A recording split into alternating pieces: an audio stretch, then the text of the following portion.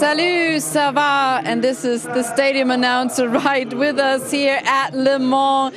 Good to see you back here at the racetrack ahead of race number 4 this weekend here in France. We do have a happy winner of the season after race number 3, but we are very happy to see race number 4 ahead of us. So we do have a little delay from about 15 minutes. So pit exit open is now at 10:02. So right now, as you can see, the beautiful pace truck and the official Ford F-Max truck, they already arrived, and the other trucks are going to soon arrive. As I said, we do have a winner. Congratulations to Norbert Kirsch. And of course, who can congratulate better than our commentators as well, Joachim Eberts and Chas Drakert. And with you, we want to show you the best pictures of today of Norbert Kirsch and Team Reves, champion of 2022 season.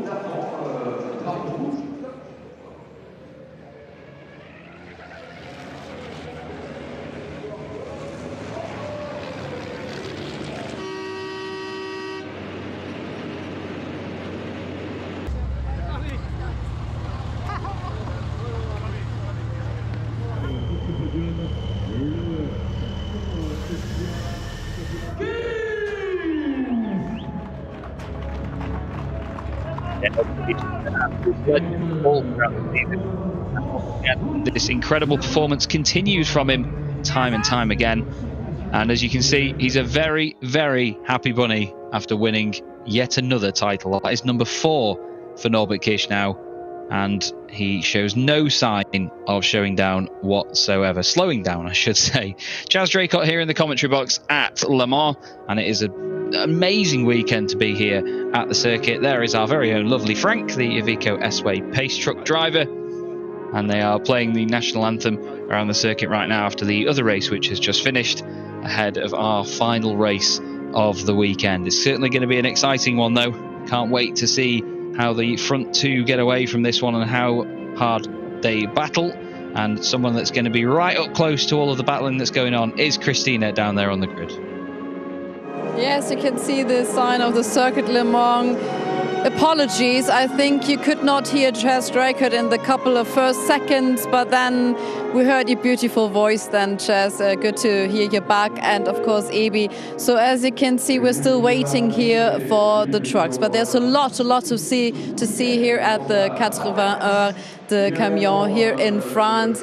The fans are still here, and also in the fan village, and as always there's an innovation camp where you can see the latest technologies provided for this championship, maybe in the future. But it's very interesting to see and to get to talk and to get to know new people there, and all the effort they put in to reach net zero and of course carbon neutrality. And this is why I just spoke someone new at the innovation camp, and let's do like this, snap, and I'm going to be over there. So you do find interesting people here at the innovation camp, like Nicolas Attard, lead engineer of Green GT. We're here ahead of this new spectacular truck. Would you describe it, please? Yes, so it's a hydrogen truck. It could run in 26 and 44 tons. It's about 520 horsepower, and we hope it's one of the future solutions for the transportation. Absolutely. Thank you very much. Future solution, and net zero is the goal, of course, isn't it? Yes, of course. It's zero emissions, zero particles, only water exhaust. That sounds good.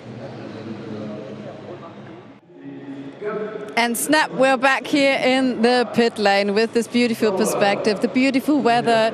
Yesterday we hoped to get some sunshine today in the perfect conditions for race number 4 here at Le Mans. So far we got our race leader number 1, it was Norbert Kirsch, but of course this is reverse grip time, so he needs to start from P number 8.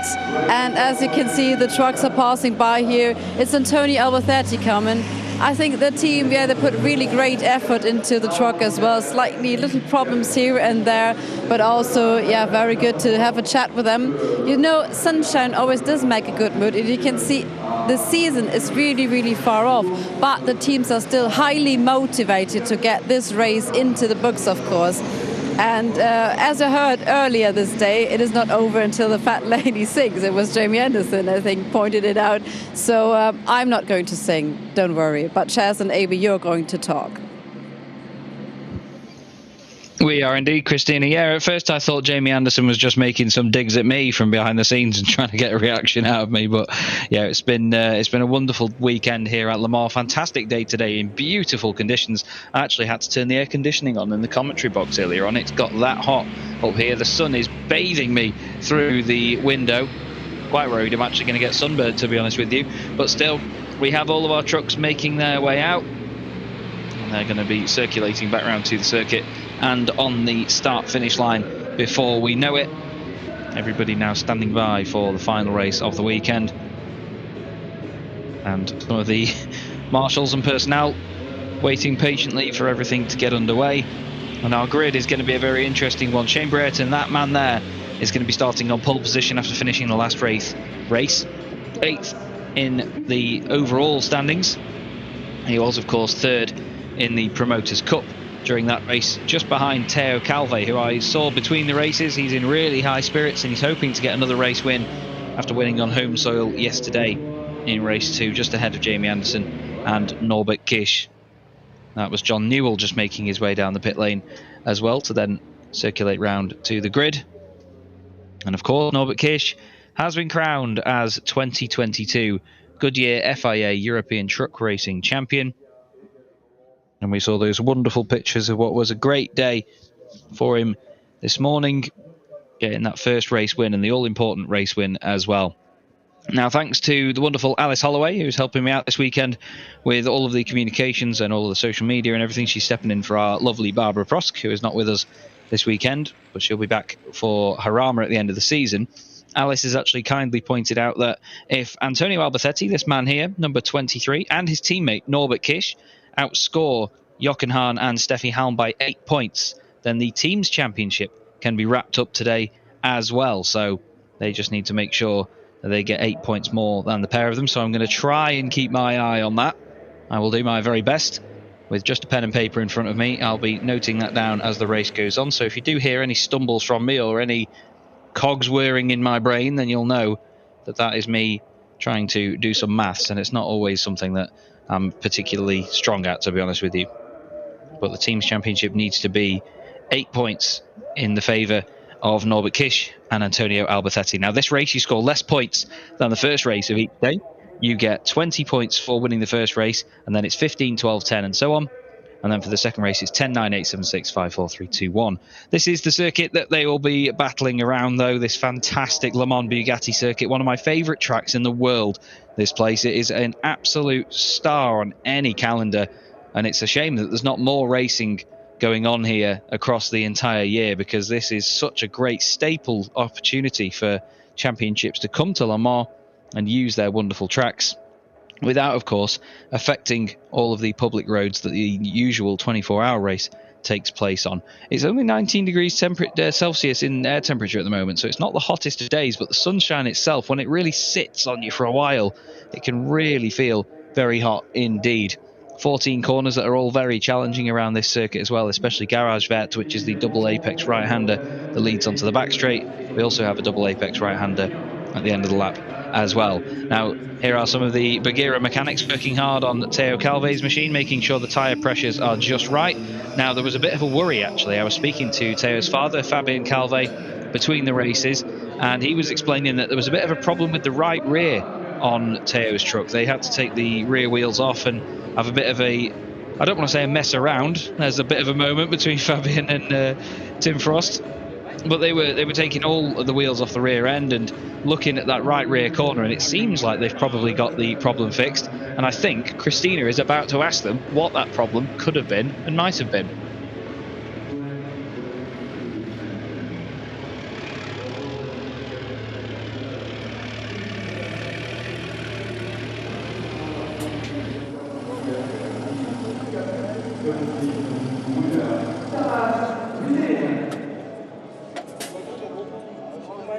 So I could not hear you, Chaz, the last couple of words. Theo Cavé, we're still here at France, the final race of this weekend, and a good chance for you to get to podium again. How excited are you ahead of this last race here at your home soil? Yeah, like you said, it's the last one here in France for the year. So I will try my best. Of course, I will try to do like yesterday. I'm super excited for this race. Yesterday was amazing, and I hope today will be the same. Absolutely, smiling faces. Your team is sitting right now on the truck. You can feel that. So as it seems like the job is done. Nothing to do ahead of the race right now. Yeah, it's the last race is always like it's the last pressure of the weekend, and now I think they try to be like the coolest as possible. But yeah, we will see. Normally, should be okay. I'm quite confident for this race, and I have Shane next to me, so let's see how it will be at the chicane. Absolutely. The Promoters Cup, you're in the lead, 14 points. So Jamie Anderson, he gained 5 more points. As you can see, it's the championship in the championship. How do you have always like hearing where he's at, or you just concentrate on your position? Yeah, we always pay attention on Jamie's position, but yeah, Le Mans is not our best race for our truck, but Jarama is much better. So I hope there it will be better. I hope to win a lot of points this race, and yeah, let's see how it goes. But of course, we pay attention on the Jamie's position, but also Jane, because you know it's always 5 points for someone, 5 points for the other one, and on the second race it can be like 10 points or 1 point. So it's really difficult to know how it will finish. Absolutely. Thank you very much. And yes, he's also talking about Jarama, where he says he's got a good chance. But right now we're here at Le Mans, and the mathematics also a theme in this truck here. Yes, indeed. It's interesting that the drivers have to think so often about where their competitors are, especially at this sharp end of the season. And at the sharp end of the grid, we have Shane Brereton and Theo Calvé. They make up the front row, the two drivers that were fighting for the 2021 Promoters Cup, ultimately going the way of Shane. Hopefully those throttle issues are sorted and he can have a good race. Antonio Albacete and Sasha Lenz are both potential race winners from the second row of the grid. They are real challengers in this championship, and I think that it'll be fantastic to see them try and get amongst it in the early stages. They're certainly going to have pressure from Adam Lachko and Jamie Anderson behind, both of which have had different turnarounds in their season as it has gone on.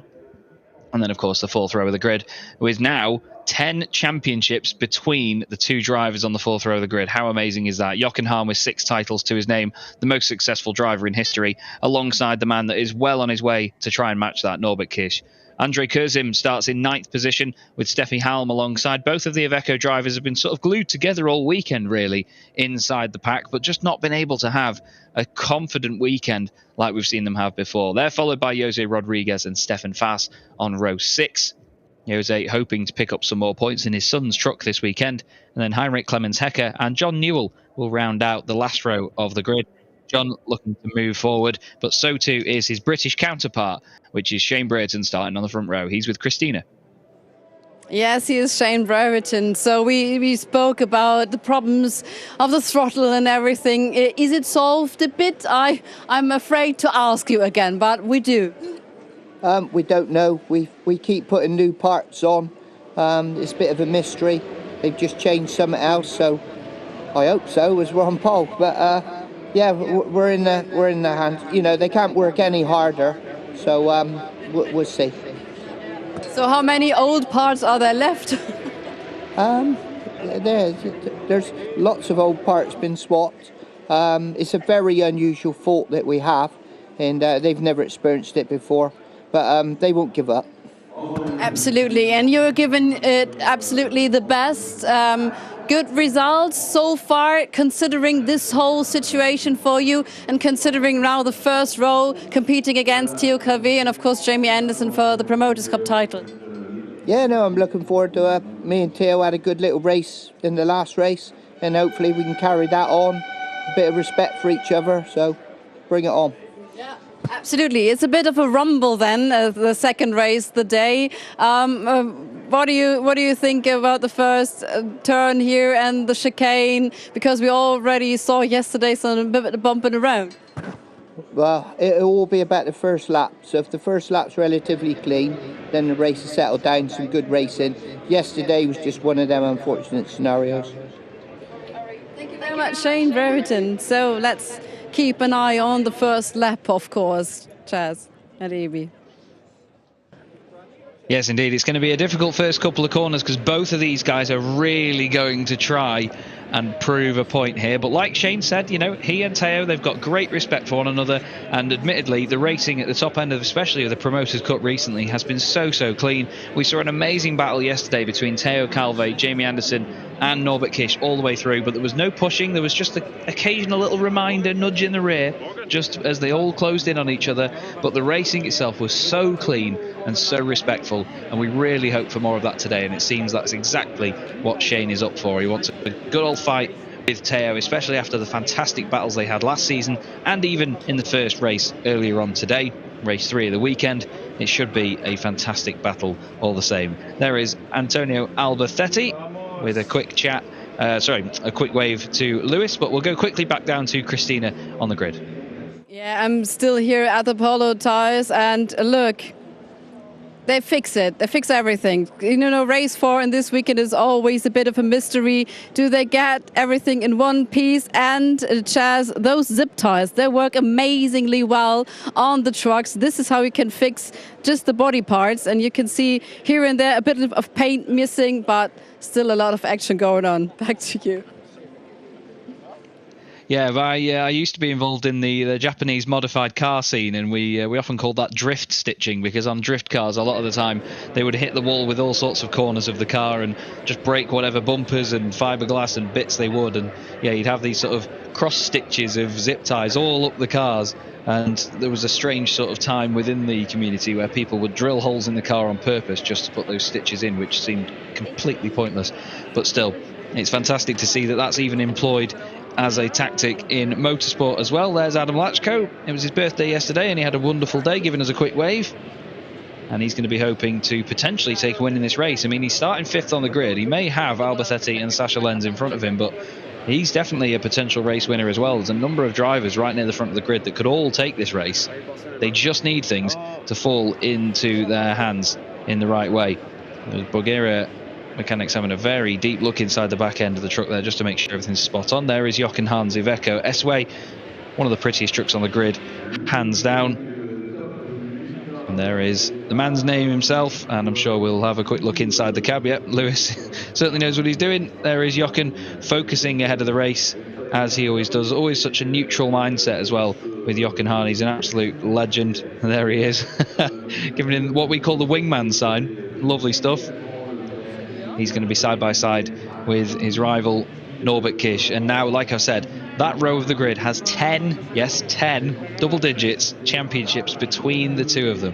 Absolutely remarkable. There's the Reveche Racing team, and I'm sure in a much more relaxed spirit now ahead of this final race of the weekend. And then they've got an entire race weekend at Harama to enjoy, where I'm sure they will not take their foot off the gas. We have a quick look around Norby's big fire red MAN, known as Baloo. Some of their camera equipment as well for the team. They do a great job at documenting their own sort of adventure through the championship as well, and their social media efforts are always fantastic. So if you do get a chance to have a look at them, then I implore you to do so. And we're just having a quick look here inside the truck as some of the media guys there are sorting out one of the cameras, one of the onboard cameras. I believe it might be one of the Sensata Smart Witness cameras. Now, we were having a quick look a moment ago at Adam Lachko's truck and the back end of it, and it seems there is something going on. The mechanics are working on the back end of it apparently right now. Alice has just sent me another picture. Thank you very much, Alice.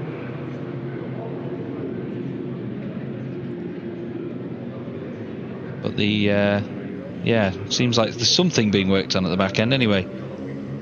There is Steffi Halm giving us a quick wave ahead of the final race. Steffi has had a very rough and tumble weekend, to be fair. She's not had the results that she would have wanted, and neither has Jose Rodriguez. And funnily enough, at the perfect timing, Christina has tracked him down for an interview. Yes, and we spotted a small hole here at the window, at the door of José Rodrigues. Este buraco aqui está mais ou menos normal? Sim, isso era uma entrada de ar que a gente optou por tirar fora, que era exterior. Era uma entrada de ar exterior que a gente optou por tirá-la. Okay. So this is that the air can easily float in, so it's on purpose, this hole. That's good news. Que novidade jamais, porque, é claro, toda a família também está aqui, o filho também está a fazer a corrida da Taça França e que novidade já com este time? Portanto, o fim de semana para os Eduardo no Campeonato Francês está a correr excelentemente. O meu fim de semana é o normal, porque o Campeonato Europeu é mesmo muito duro. A gente está-se a preparar para o ano voltar para o Campeonato da Europa, pelo menos com o meu filho a 100%. Obrigado. So, as just, I loved your explanation yesterday of the whole family members of José Eduardo, and he said, yes, my son also competes here in the French Championship and is really running well. And Fermi said, we are back to normal here. We can close the door or keep it open. Fecha a porta, deixa aberta. We keep it open, of course. So, and he said, yes, of course, they are learning very much here, and yes, it's back to normal, back to business, back to normal, back to your chairs. Yeah, it's interesting to see that hole in the window like that. Usually when they cut that shape from the window, they sort of add an extra bit of a polycarbonate scoop over the top of it as well to really direct the air inside the cabin. But it seems like in this case, it's just cutting the hole in it just to try and get some air in there.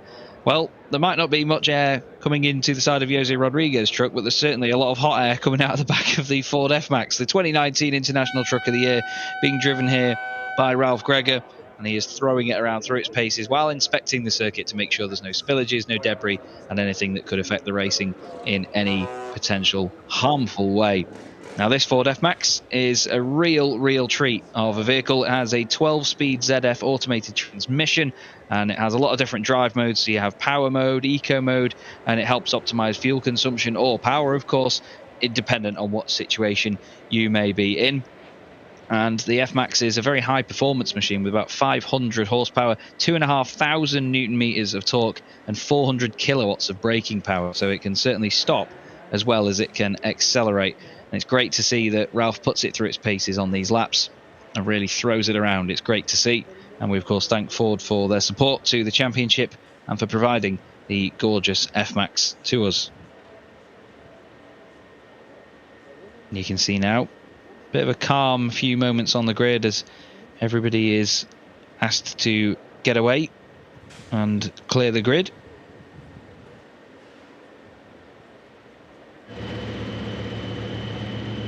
We go on board now effectively with Lewis, who is once again doing his wonderful walk down the middle of the grid towards the front few rows.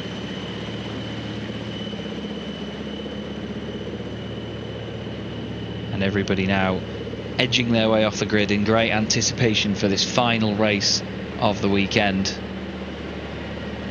It's usually the one that provides the most action, and everybody then has a little bit of time at least to get over it for the next one. We have only a week between this and Jarama, which will be the last 4 races of the championship.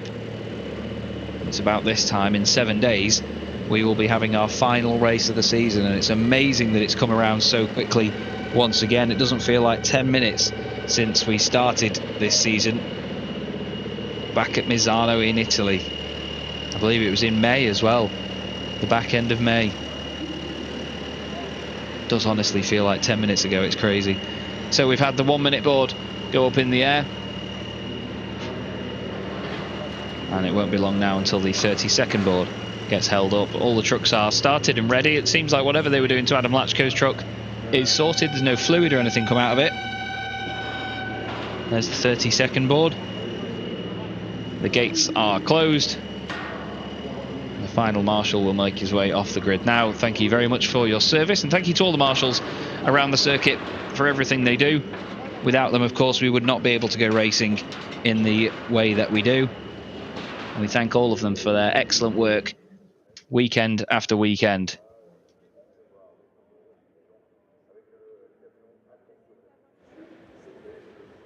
And right on cue, the Iveco S-Way gets moving away from the grid, driven by Frank. And I'm just having a lovely look out the window because in the sunshine, all of these trucks pulling away from the grid one by one look absolutely phenomenal today. Glistening in the sun. I must say as well, the metallic blue on John Newell's machine, number 18 at the back of the grid, looks stunning, really stunning. It's a gorgeous colour that he's got on that. It's got a lot of metal fleck in it as well. It looks really tidy. Very well prepared racing truck, that. And John, even himself in his overalls, looks great as well. He's got a fantastic brand about him. You know, he really carries the branding wherever he goes. And he's painting a very good image of him and his team. You can see that metallic blue just there as he pulls over to the right-hand side. Very striking on the back of that number 18 machine. Another quick run down the grid then. Shane Brereton on pole position alongside Teo Calvé. The two rivals for the Promoters Cup last season will do battle here one more time at Le Mans. Then we have Antonio Albacete alongside Sasha Lenz. As mentioned before, no disrespect to the boys ahead of them, but those two are definite potential race winners here in this one. All they need is for something to happen in front of them and they will be there to take advantage. Same goes for Adam Lachko and Jamie Anderson on the third row of the grid as well. They're in touching distance of the front few, even within the first couple of corners, if they're opportunistic enough. And then, of course, that legendary row 4 that I will continue to go on about because Jochen Hahn and Norbert Kish, they have won, flipping heck, I think 10 of the last 11 championships now in the Goodyear FIA European Truck Racing Championship. So Norby did it in 2014 and no, sorry, even further, going back further than that. We had Jochen Hahn do it in 2011, 12 and 13. Norbert Kish in 14 and 15. Then 2016 again was Jochen. Adam Lachko won it in 2017. 2018 and 19 was then Jochen Hahn. 2020 there was not a championship awarded because of the COVID-19 pandemic, but then of course for the last two seasons, 2021 and 2022, it has been Norbert Kish. So an amazing array of champions in the last 10 years or 10 seasons, all of them very deserving champions as well and real stars of the sport. Honestly, I think they super glue Norbert Kish's right hand to that gear stick at the start. Oh well, just as I say that, he has to prove me wrong, doesn't he, and starts making changes and so on. I was just going to say though, he often drives with one hand. He's always got one hand on the gear stick and one hand on the wheel. It's an amazing driving style, but he always looks so comfortable doing it and so in control. But typically, of course, he has to then spoil that by doing exactly the opposite of what I'm saying. But that's racing drivers for you, and that's commentators. That's almost like a weird little commentator's curse, isn't it? Anyway, we have our wonderful Iveco S-Way pace truck leading us around. The final time this weekend. And Teo Calvé is certainly looking to prove a point here from near the front of the grid.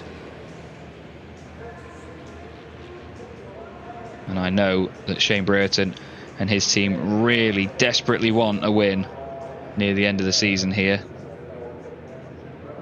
because with the throttle troubles they've been having and the bad luck that they've had over the course of the season, it will do them a lot of good to take the top step on the podium.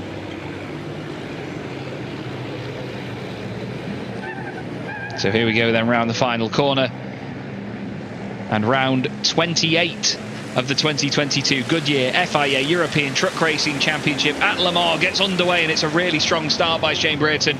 He gets an entire truck length in front of Teo Calvé off the start. Jose Rodriguez is round the outside of, I believe, Andre Kurzim as they go up towards turn 1 at the Dunlop curve. I really hope he doesn't get hung out to dry like we saw with Sasha Lenz yesterday. Sasha this time is right down the inside of Antonio Albacete as their third and fourth into turn 1, but Sasha Lenz has managed to get over to the left-hand side of the circuit, round the inside of Teo Calvé, now round the outside of Teo Calvé as they come over the crest of the hill under the wonderful Dunlop Bridge. I'm so glad that's still there, unlike the one at Donington Park, rest in peace. But it's Shane Brereton leading the way, Teo Calvé second, then it's Sasha Lenz, behind them Antonio Albacete, Jamie Anderson and Adam Lachko leaning on each other. Norbert Kish is already ahead of Jochen Hahn. There's loads of smoke coming off the trucks in front. The penalty markers have been absolutely destroyed on the first time of asking. Sasha Lenz goes very wide into Virage de Musée, really flings it around the outside, nearly cuts the nose off Antonio Albacete. Look at that, Lachko and Anderson not giving each other an inch at the moment, leaning on each other quite a lot in the opening sections, but look at that, the trucks are like a silhouette against the background here. It's hard to pick them out, isn't it? Sasha Lenz goes deep into Garage Vert, and down the inside Antonio Albacete says gracias, as gives him a, well, gives him a bit of a biff in the door as well to go with it, and then Sasha Lenz actually stays in front. Amazing racing, very close indeed. But everybody just about continuing. Jamie Anderson is down to 7th position, but Shane Brayton looking very confident at the front of the field, and hopefully for his sake that means that the throttle issues have been fixed, because he would have had some real problems getting out of some of the corners at full pelt. Maybe Sasha Lenz attacking Teo Calve could have had something to do with it, but look at the whole field, one massive train. It's wonderful to watch, all of them following each other so closely. And there is the Apollo Tyres branded machine from the Apollo Tyres TOR truck racing team, and there's one of our wonderful marshals putting the penalty markers back in place. It shows you just how big those markers are, doesn't it? Round the final corner we go then at the first lap of this final race. Penalty marker yet again getting destroyed. And look at the field spreading out across the line. A lot of the time if they sit behind the truck in front, all they're doing is sitting in hot, dirty air, and they're gaining very little in terms of the way of slipstream, and they don't even want slipstream because that could risk them over speeding when it comes to the end of the straight. And they do very quickly get up to 100 miles an hour, 160 kilometers an hour, these trucks.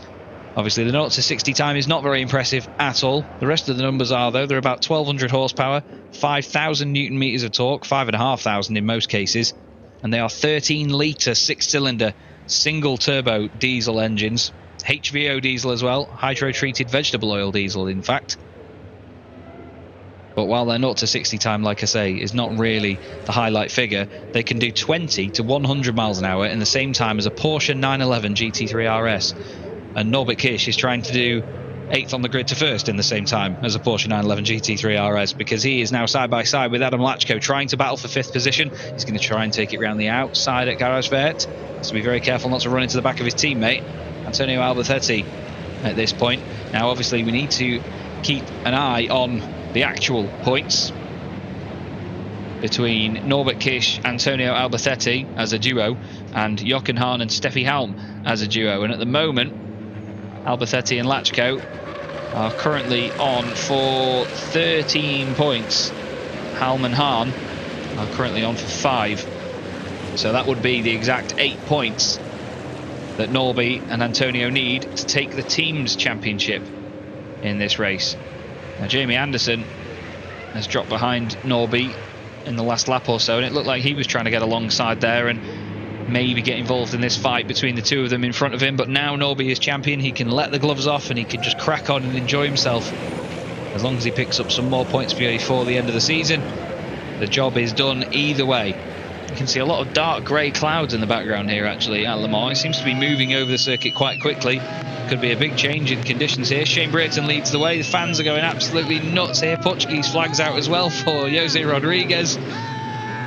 Lovely stuff. It's great to see such international support. You know, it's not just French fans here this weekend for Teo Calve. There's a lot of amazing support for so many drivers on our grid. We're very lucky in this championship to have such a great following. You can hear all the truck horns in the background as well from the show trucks. But look at this, Shane Brayton's doing a great job at the moment, keeping out front at the very top of the field. His last lap was a 2:09.025. He was 2 tenths quicker than Teo Calve, despite Teo doing a purple sector 3. Anderson did a purple sector 1 and Jochen Hahn did purple sector 2. So it is being spread amongst them at the moment. Lachko looks down the inside of Albertetti, or is that a defensive manoeuvre to stop Norbert Kish coming through? It's probably a bit of both, to be honest with you. But once again, Teo Calve has to call on his best defensive abilities now, because he has got Sasha Lenz behind him, runner-up in the 2021 campaign. He's hoping to at least be second this year as well, ahead of Jochen Hahn. He's got a number of positions over him at the moment in this race, which will help him in the title battle.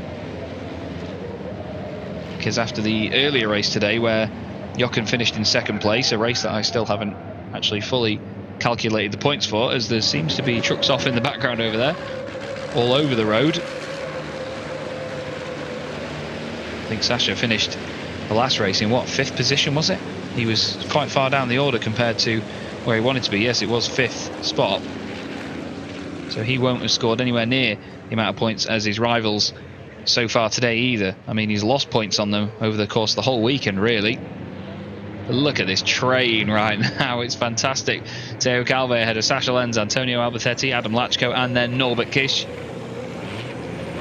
All together through the final couple of corners. This circuit does not look big enough for them through there, does it? It looks way too narrow, but they make it work either way.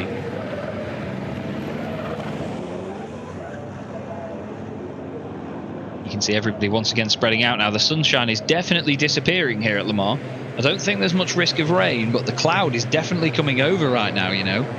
What was a gorgeous afternoon has suddenly turned into a very cloudy and windy affair, actually. I'm intrigued to see how much the weather changes and, of course, how much the temperature drops, because that's going to be the main thing that affects the tyres, affects the way that the trucks behave, and, of course, it affects how the drivers can push them to their limits as well without hurting the tyre. Looks like Antonio Albertetti's going a little bit deep at the bottom of the hill, but managed to get away with it. He's actually got a black and white flag right now, has Antonio Albertetti, because he's hit a penalty marker in turn 9. Lachko throws one up the inside of Albertetti, gives him a bit of a shoulder barge on the way into the corner. Antonio's going to carry the weight and the speed around the outside. There's more of a kiss from Lachko. He's thinking, right, let's get our elbows out in this final race, and he's really trying to unsettle Antonio. A bit of argy-bargy between the two. I know that my good friend Dominic from the ETRA found that very funny before, wondering what the hell I was on about. But look, this is exactly what Norbert Kish wanted. He wants the guys in front of him to fight, so now he can get on the optimal line and just take advantage of it. There's a bit of an overlap between Lachko and Albertetti, or Lachko has to concede there, though. I think Albertetti thought that he was clear of him, and Adam now dives over to the left-hand side once again. He's on the inside of Norby for the first part of the chicane, and Norbert very rightly backs out here. He doesn't risk contact or any exaggerated overlap through the corner. And to be fair, the racing has been very clean so far, as it should be with all of our trucks running on 100% renewable HVO diesel. I need to write more lines of how to link into those, don't I?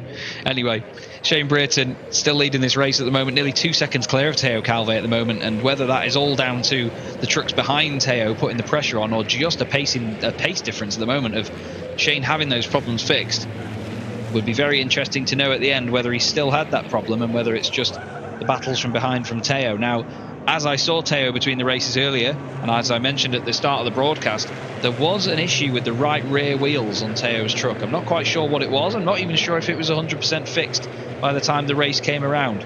But that could still be plaguing him, getting the power down out of some of the corners around here, because as we know, this is a circuit where punch out the corners is basically the king of statistics that you need to have absolutely nailed. You need that traction to fly out of some of these slow start-stop corners.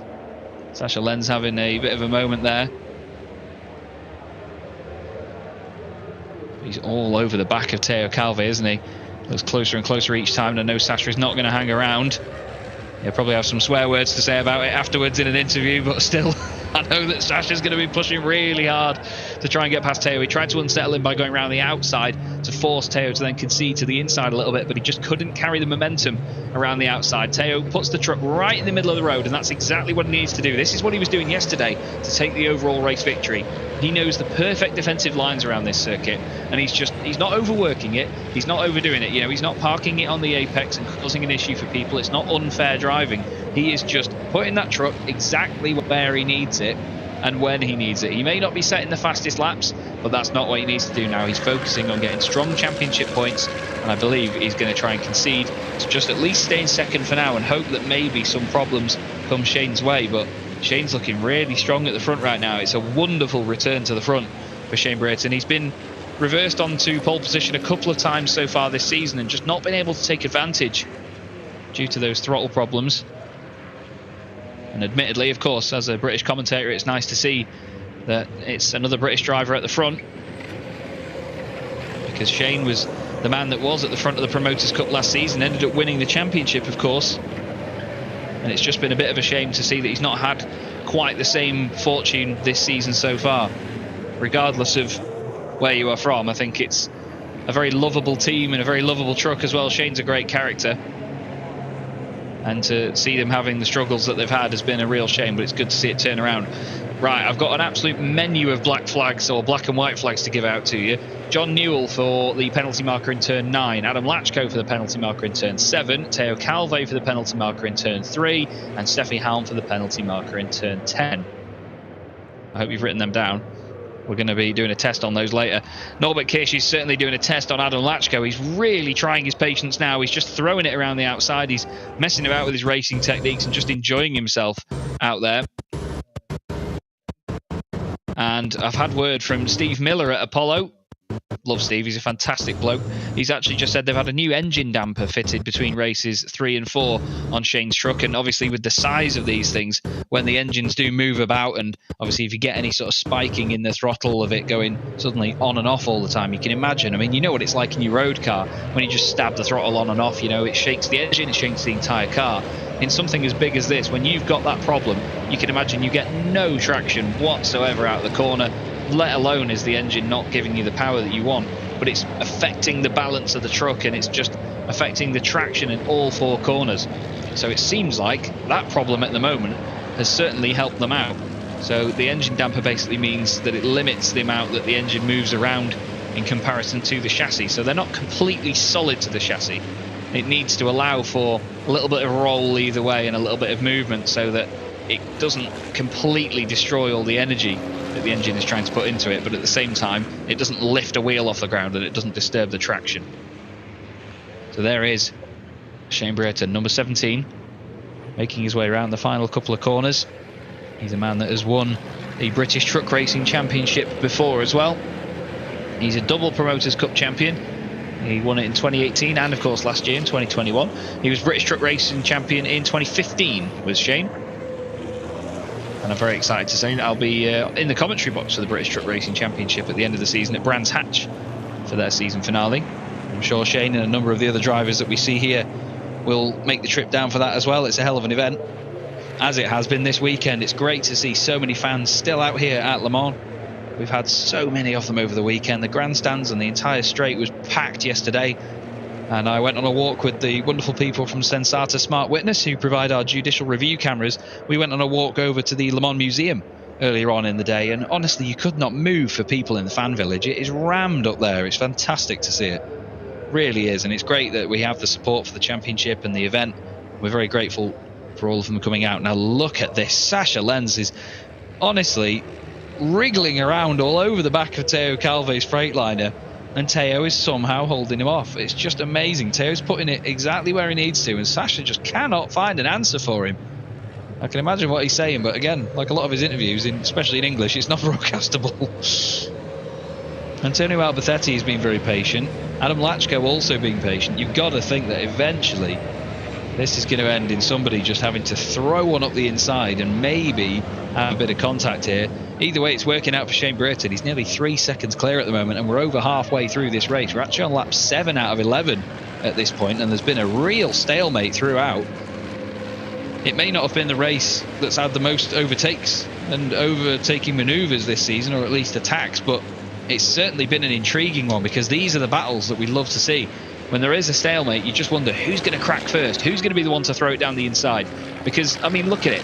Realistically, you've got Jochen Hahn, who could make a move on Anderson. You've got Anderson, who could make a move on Kish that could make a move on Lachko that could make a move on Albertetti, and then he is watching Lenz all over the back of Calvé, and he's not decided to make a move yet either.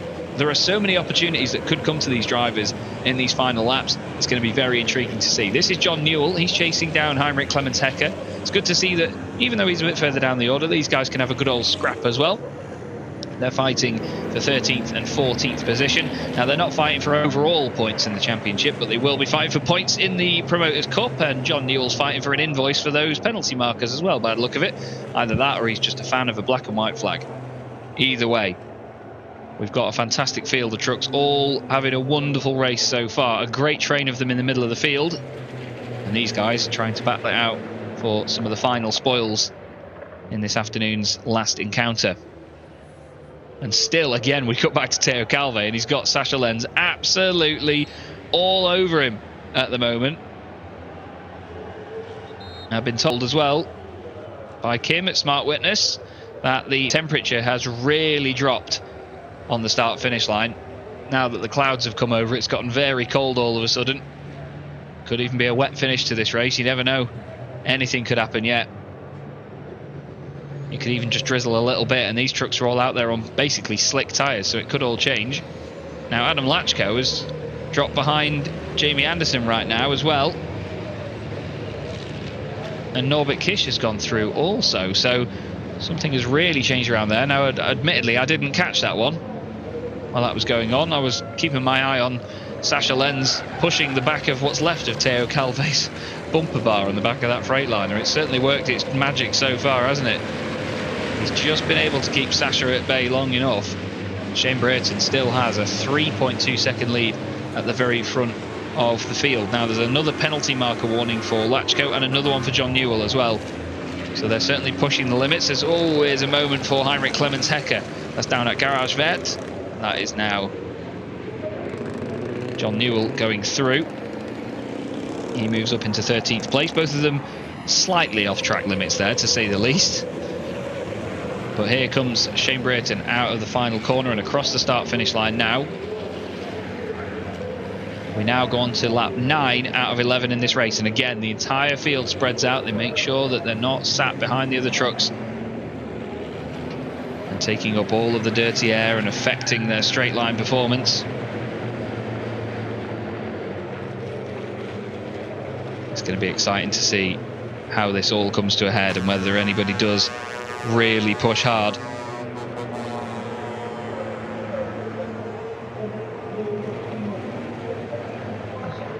Teo Calve again defending very well now. Norbert Kish down the inside of effectively his teammate, which is Antonio Albertetti, and there is an incident between Jamie Anderson and Adam Lachko that is under investigation. Now that's obviously part of what caused Jamie and Norby to both go through at the same time. Jamie now throws one down the inside of Antonio. There is contact, I think. Either that or Jamie got on the brakes hard enough to avoid him. It seems like he's definitely conceded some speed.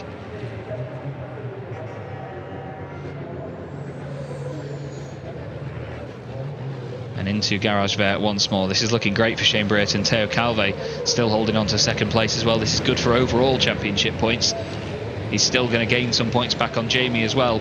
Well, 1 point back anyway in the Promoters Cup. Shane Brayton is on his way for 10 championship points in their battle.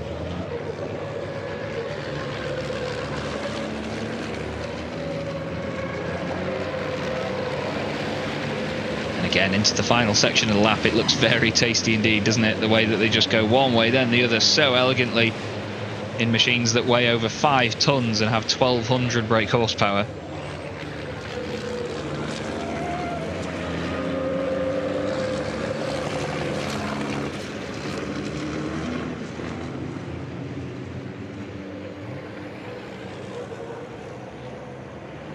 And again, they all check up right back into each other. And then all of the concertinaing and what we call the accordion effect opens back up as they get out of the final corner and floor it down the start-finish straight. Heinrich Clemens Hecker has hit a penalty marker in turn 14. He's on his second warning, and Antonio Albertetti is also on another warning for the penalty marker in turn 10. It was the turn 9 penalty marker that he hit earlier on. Now Sasha Lenz is really throwing everything at Teo Calve now. Teo parks the truck on the apex into the first part of the chicane. Norbert Kish tries to get alongside Sasha Lenz, can't quite.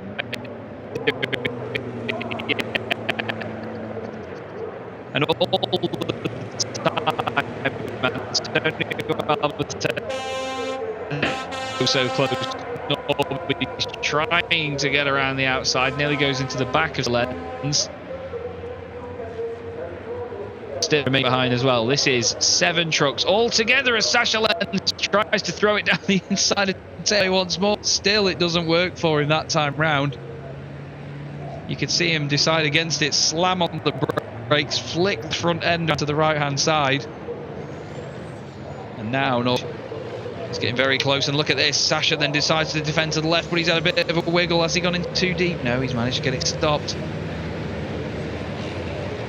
Somehow Norby hasn't got past him yet. But we know that Norbert's going to push on and he wants another podium appearance. We're on lap 10 out of 11. One more left to go, and Shane Brayton has a 4.3 second lead. It could be a weekend that he wraps out in perfect style after that engine damper change. Thank you, Steve, for the info between races. Sasha is really, really working Teo Calvé hard now. He's working himself very hard as well. It's a fantastic race, but all the time while this is going on, you know, he's not pushing Teo out of the way. He's not getting overly boisterous. There's no contact yet. This is just really, I love it. Absolutely love to see it.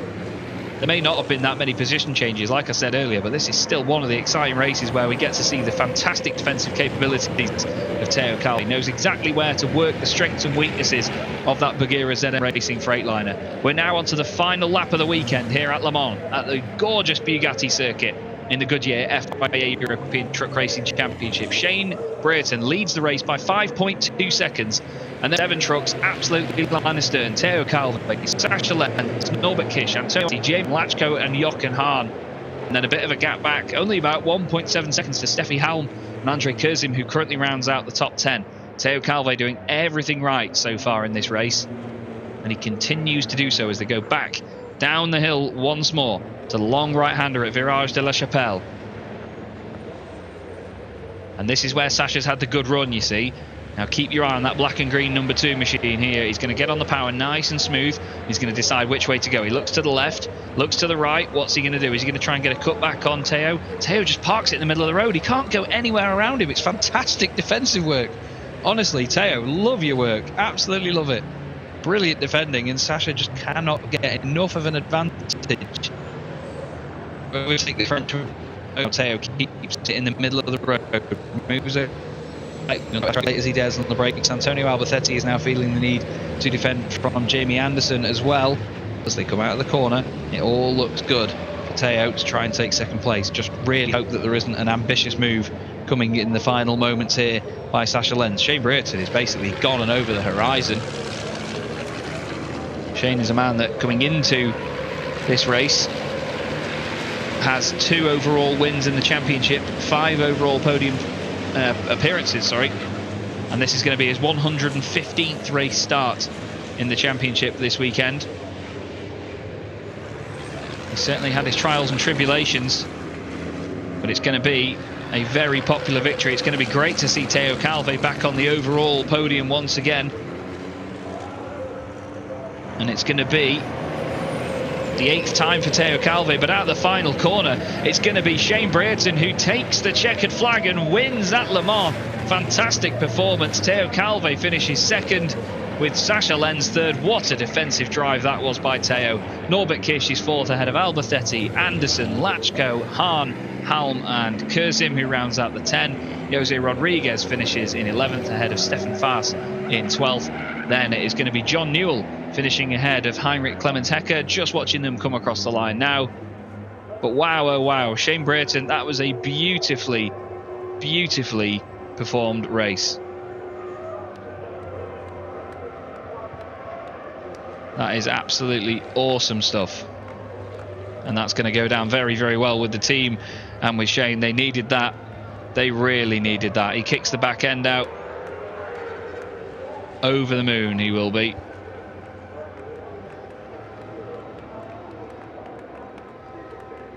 And if the result stands, there is an investigation between Jamie Anderson and Adam Lachko. Now if that affects the result between either of them,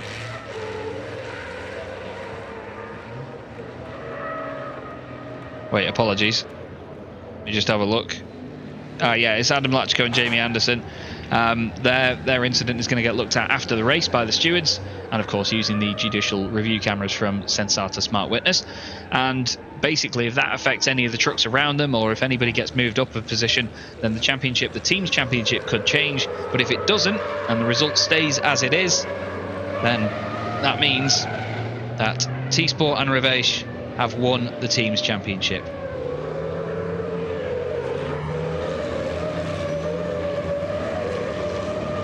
You can hear the tyres screaming for Shane Brereton.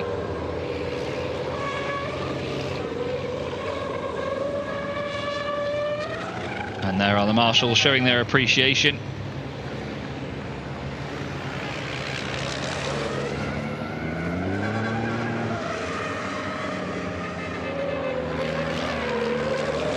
And there you go, there's some wonderful shots of him doing his drifting around the last couple of corners.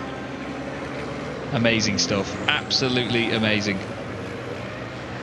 That is a much needed win for Shane Brereton. That's his 5th win in the Promoters Cup this season and his 1st win outright this season. And it's also his 1st appearance on the podium outright all year as well. What a way to do it, and what a place to do it as well. Look at Le Mans. It's a gorgeous venue, legendary racing circuit, and that is going to mean a lot to the boys. I've spent a lot of time with the Apollo Tyres TOR truck racing team, and honestly they are a really popular team within this paddock, and they work so hard on making sure that truck is in tip-top condition, and that is going to mean a lot. It is going to mean a lot.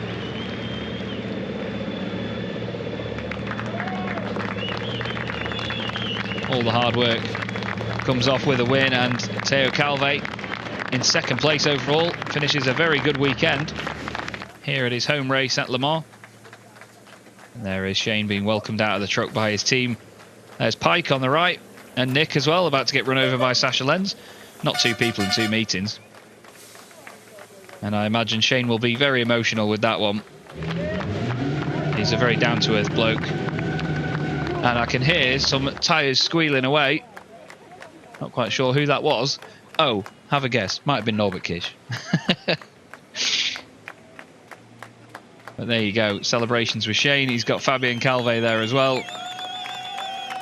And Teo Calvé makes his way out of the truck and gets a big round of applause as well from the team. Gives Shane a good handshake. And Shane is going to speak to Christina now about that race and how much it means to finally get a win after all the bad luck that they've had. Yeah, a little bit of hustling around with all the cameras, of course. This is, Le Mans. Lots of stuff to say. Shane Brereton, congratulations for that win. I mean, you said it's a mystery. The team had a great effort. How glad and relieved are you after this race win? Yeah, it was brilliant. We still got the problem, but because I was in front, I was able to control it and drive a bit different. Track was good. I have a problem with the tyres burning out, so because I could control it, I could come out the corner steady, and the truck stayed good to the end. Teo was very gentlemanly on the start. He didn't do a dive at the inside, followed me, and then I saw the fight behind. I thought, I can't believe me luck. And as I was coming down the straight, I was looking at the big TV screen, and I could see it going on. I thought, just steady up and we'll be all right. So we've been watching our live stream. That sounds good. So Fabien Calvé was there. I call it a hug. I was a bit afraid he squeezed you too much. What did he say to you? He said, well done, and you got the heart of a young man, even though you're old. That sounds really nice. You are always in the points throughout all the season, throughout all the problems you've achieved. That's a hell of a ride. Yeah, and I got my team to thank for that. Their preparation is meticulous. You know, even when the truck's at home, they're there every night working on it. They are my rock. How much worth is the 3rd ETRC overall win for you? And that's the Promoters Cup is 1 podium, but you need to step up 2 times right now. Yeah, I got the monkey off my back, so I've never won since it's been purple. Thank you very much, Shane Brereton. I'll tell you what, I've heard some superstitions before, but that's one of my favourites. That I mean, paint the truck purple and then you can't win a race because of that. That's brilliant. Bless him. Shane Brereton, an absolute star, and just an all-round great guy. Fabien Calvé giving Sasha Lenz a big hug as well. And I tell you what, out of all people that worked hard in that race, boy, Sasha Lenz pushed hard indeed. But a podium at the end of the weekend is not exactly his ideal scenario, but still a good finish all the same for him. I imagine he's going to be pretty pleased with that one. There's Steve Miller as well with the rest of the Apollo boys.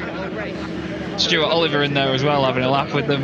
And we'll have a chat with Sasha Lenz and Christina. What a ride, what an atmosphere here. Very nice to see. Congratulations. A couple of points in the books right now. You've got 250, I wrote it down. Nice riding, isn't it? And Han, 255. So it's just 5 points between you. No? No. We did the math wrong, Chaz. We did it wrong. So it is. Correct. Ich hatte 250 Jochen, hatte 17 Punkte Vorsprung, so ich habe 12 Punkte Differenz. It's 12 points in between. You know what? So, I can help you. With your phone number. Yeah, That's my phone number there. I need a new job. Hello, everyone out there. All right then, but still, it's a hell of a race right now. How do you get into Jarama mood right now? Because then it will be everything on the last weekend. Yeah, I think it's good for the championship. Then it's very close when we go to the Jarama, you know. And I think it's a fight for the Vize title. So yeah, I think I have a good chance. He have a good chance. So we will see in Jarama. I mean, Fabian Calvet, he was hugging everyone, and he said some nice words to you too. Yeah, for sure. He said it was a young battle, you know, and but it was fair, you know. He make no mistake, so why I push him out or whatever, you know. So he make no mistake. We fight together, and I think it was a nice race for the outside, you know. Absolutely was. Thank you very much. Up to Podium. So nice and gentle race, and Chaz, let's forget all about the numbers, please. But the Podium, we do get the numbers right. It's 3, 2, and 1. Yeah, while you were speaking to them there, Christina, I've just crunched the numbers as well. It's 12 points now, but you were right. It was a different gap before that, basically. But yes, now we get to the point where after that race, Jochen Hahn has 270 points and Sascha Lenz has 258 after today. So 12 points difference going into the final 4 races of the championship. And considering that you get 20 points for winning races 1 and 3 each, and then 10 points for races 2 and 4 each, there could be a big shift between Jochen Hahn and Sascha Lenz. It's going to be a very exciting finale to see who gets runner-up and 3rd place overall in the championship. There is Dominic, stood with Jamie Anderson. And everybody else making their way up into the podium waiting room. Fabian Calvet, Theo Calvet, Shane Brayton there as well. And some of the guys from the teams as well, from T-Sport Banau and Apollo Tyres TOR truck racing team. There too is Sascha Lenz ready to go up on the podium. And Goodyear caps being given out all round.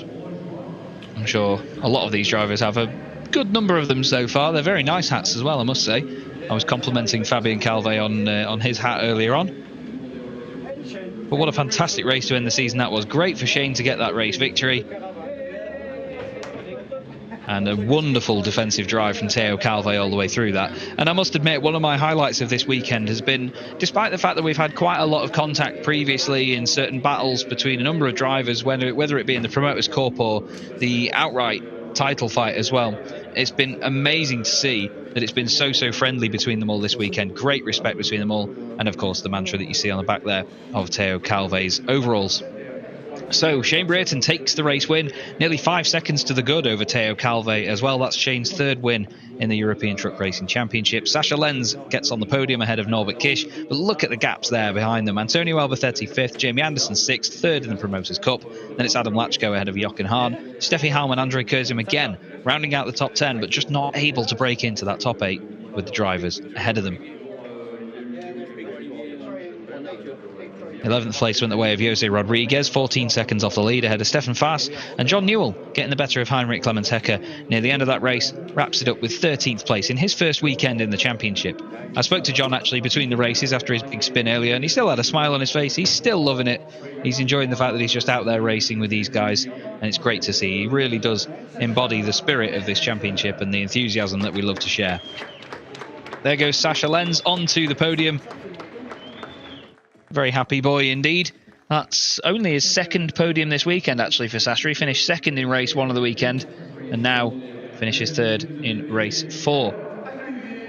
It's going to be a big cheer now for Theo Calvet, who makes his way up to the podium. All of the fans that are still in the grandstands over the far side absolutely love it. 2nd place overall for Theo.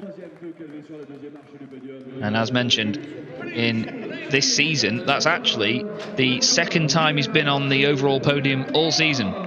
But here is your race winner, Shane Brayton, for the 3rd time in the FIA European Truck Racing Championship. That is his 6th overall podium of his career in his 115th start.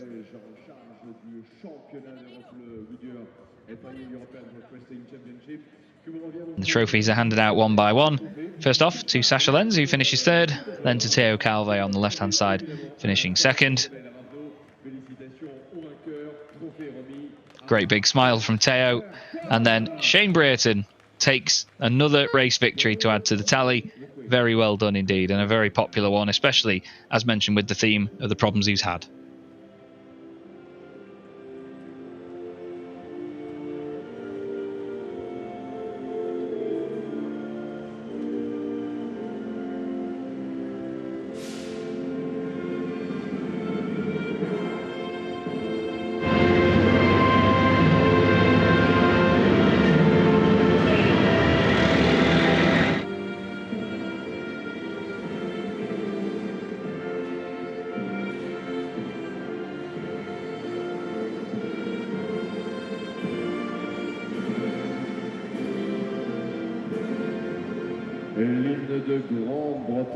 And there you go, the British National Anthem once again for Shane Brayton on the top step of the podium. And it's actually quite funny because there's only going to be one difference on the next podium that you're going to see for the Promoters Cup, and that's going to be that Sasha Lenz is not there on the right hand side of the shop, but it's instead going to be Jamie Anderson. But again, another example of these Promoters Cup drivers in this Chrome class really taking it to the Titan drivers and showing that the difference in terms of the class is definitely just a theoretical one, that's for sure. And now the guys are wondering, where is the champagne? What are we going to do? I can see a champagne bottle behind Sasha Lenz. And now they've changed the hats, you see, that's the difference, but only Sasha has changed his hat. I don't know what games are going on there, but I don't even want to ask. But the guys have fantastic camaraderie. And here comes the champagne to round out the weekend. Taylor's going to try and take the bottle away. Oh no, he's not. He's going to go straight back at them. And Shane gets drenched, bless him. I was thinking on going and giving Shane a hug after this, but you can stuff that. I'm not going near him now. He's going to get drenched again in a minute because Jamie Anderson's going to be on the podium with him. And I know that Jamie's going to want to absolutely drench his fellow countrymen. Great entertainment though, and awesome camaraderie. It's great to see that respect though between Shane and Teo as well. There were a few moments last season where we were all sure that bubbled over in the what was then at that point the Goodyear Cup fight for what is now the Promoters Cup, and to be honest with you, it is awesome to see that the respect is returned and they still compete very fairly and in a very friendly manner against each other.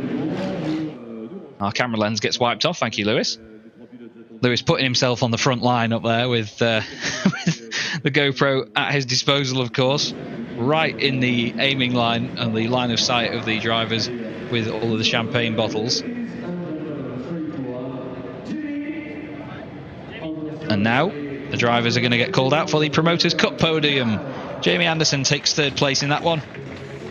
I don't really want to say under the radar because he was right there in that fight, but there was just no forward movement from some of the drivers involved. They just couldn't find the right moment to try and make a move, otherwise they would have got freight trained. But Jamie takes third place. Teo Calve runs back onto the podium for second in the class, and another podium appearance for him this weekend. In fact, Jamie and Teo have been on the podium in the Promoters Cup in every race so far this weekend. Shane Brayton takes the top step though for the first time. That's his third appearance on the podium this weekend as well. We've only had 4 drivers in the Promoters Cup on the podium all weekend, Stefan Faas being the 4th of them. This is also the first podium of the weekend that hasn't featured Norbert Kish, and the second overall podium that hasn't featured Jamie Anderson. He's finished 3rd overall in 2 races this weekend. But there you go, another trophy for Shane Brayton to add to the collection, and that's a fantastic way to wrap out a weekend.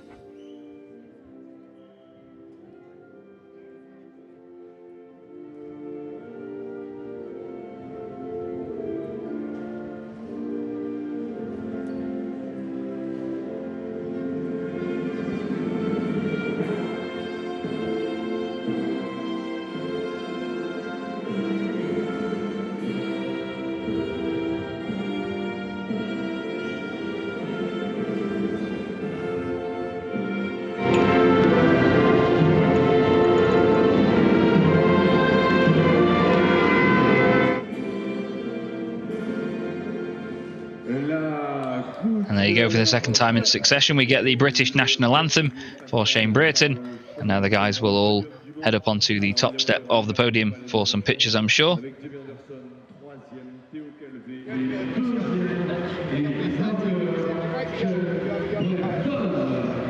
They will now potentially change their hats, but I don't think either of them or any of them have secondary branded hats. So it's now going to be time for champagne and Shane Brayton's second shower in about 3 minutes. He knows he's going to get drenched. He's got to try and defend himself from either side there, bless him. Now, I wonder if Jamie's going to save any of that champagne for our cameraman Lewis. Shane takes a big old swig, and boy, has he deserved that. Him and the team certainly deserve it after the hard work they've put in and all of the issues they've had this weekend. Jamie again says cheers to Lewis, and the camera, so too does Shane. And the guys make their way off the podium after a great day's work, it must be said.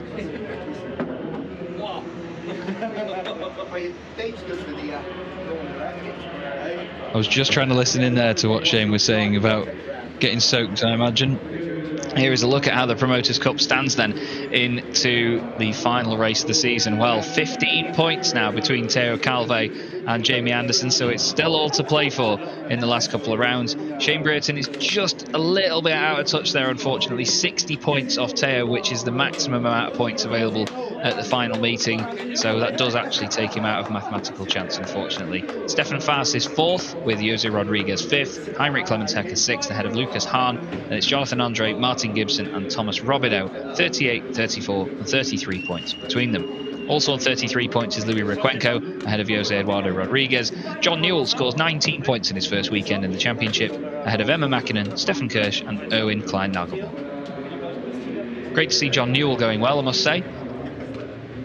And here is the overall championship standings. Norbert Kish on 359 points to the 270 of Jochen Hahn, and then 258 of Sasha Lenz. So like I said, 12 points between Sasha and Jochen.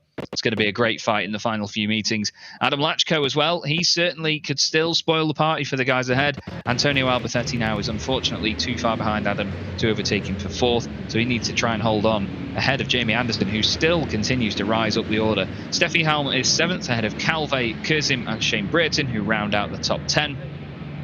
And then moving down to the rest of the field, it's Lucas Hahn, Stefan Faas, Jose Rodriguez, Anthony Jagna, René Reiner, Heinrich Clemens-Hecker, Martin Gibson and Thomas Robineau. And we go straight to Christina for an interview, who I believe has Teo Calvé.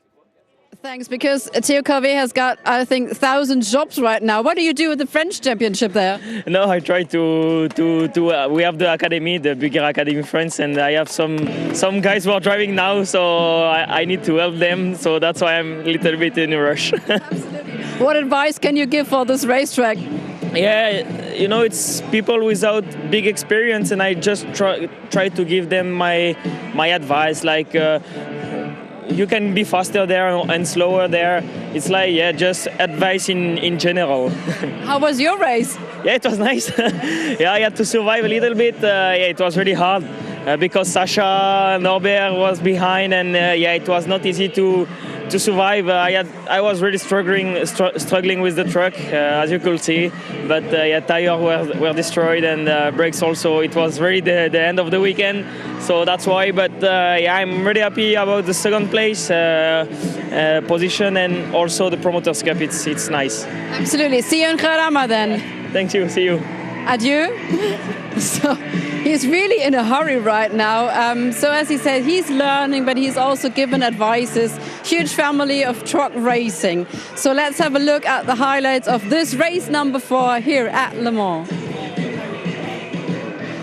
Yes, indeed, the 28th race of the championship, which sets us up for the final 4 at Jarama in a week's time. A great start by Shane Brayton, put him in the lead. As he mentioned, Teo Calvé was very respectful and very fair in the fight, and that left Shane to actually try and disappear over the horizon, which he would eventually do. The battles behind were fantastic though. Norbert Kish gradually edging his way forward through the field past the likes of Jamie Anderson, Jochen Hahn and also Adam Lachko later on in the race. Jamie would also gain a position on Adam as well to finish 6th overall, but it was a very intriguing train of trucks all the way round, lap after lap, and Norbert Kish managed to be the only one that was really moving forward at a decent rate of knots. Sasha Lenz, though, honestly, amazing patience behind Teo Calvé and great fair racing not to make any contact with him. Teo, amazing defensive drive as well, but ultimately it would be Shane Brayton in the Apollo Tyres 2R truck racing team machine, the MAN, that would take the outright race victory for the first time this season, and the first time since it's been painted purple, as he rightfully told us. Good race weekend for John Newell as well. Good to see him making his debut in the championship and going strongly, and he was getting faster and faster lap after lap as well. Steffi Halm didn't quite have the weekend to remember, neither did Andre Kurzim, to be honest. The pair of them will be hoping to just score some decent points at Jarama and maybe give a final boost to their championship progression. But it's been an amazing weekend here at Le Mans, and another winner is crowned in Shane Brereton. And it is time, unfortunately, to wrap things up with Christina. Thanks for listening, everybody. I, Chaz Draycott, will be at Jarama. I'll see you there. Thank you very much, Chaz, and thank you, Joachim Eberts, our German commentator. We're here at the podium. What a nice, beautiful view here at Le Mans. But that was it from France.